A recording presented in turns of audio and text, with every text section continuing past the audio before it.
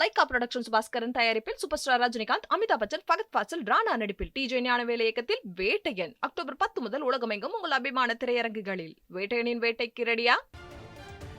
ஹரியானா சட்டப்பேரவை தேர்தலில் 3 மணி நிலவரப்படி 49.13% வாக்குகள் பதிவாகியிருக்கிறது.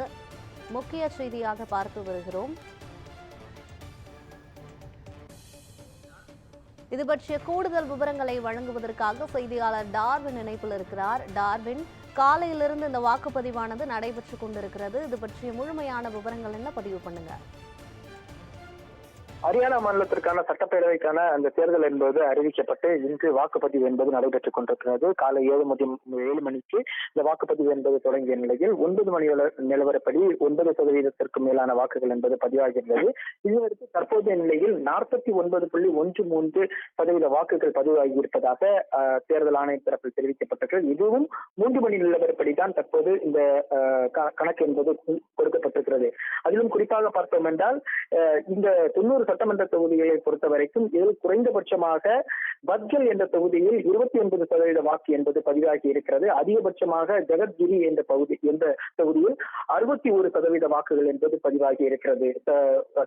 இந்த சட்டப்பேரவை தேர்தலை பொறுத்த வரைக்கும் பெரும்பாலான வாக்குச்சாவடிகளில் பலத்த பாதுகாப்புடன் இந்த வாக்குப்பதிவு என்பது நடைபெற்றுக் கொண்டிருக்கிறது.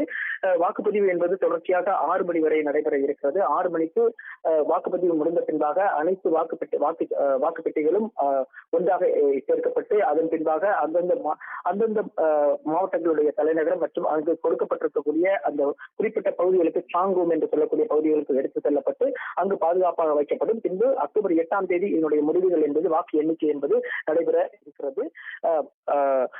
இந்த தேர்தலை பொறுத்த வரைக்கும் பார்த்தோம் என்றால் 89 தொகுதிகளில் காங்கிரஸ் மற்றும் பிஜேபி நேரடியாக போட்டியில் களம் கண்டிருக்கிறார்கள். எனவே இந்த வெற்றி யாருக்கு என்பது வரக்கூடிய அக்டோபர் 8ஆம் தேதி தெரிய வரும். குறிப்பாக நேரடி போட்டி என்பதால் இந்த தேர்தல் என்பது விறுவிறுப்பாகவும் மிகவும் ஒரு பரபரப்பாகவும் இருக்கும் என்பது காணப்படுகிறது. விவரங்களுக்கு நன்றி டார்வின்.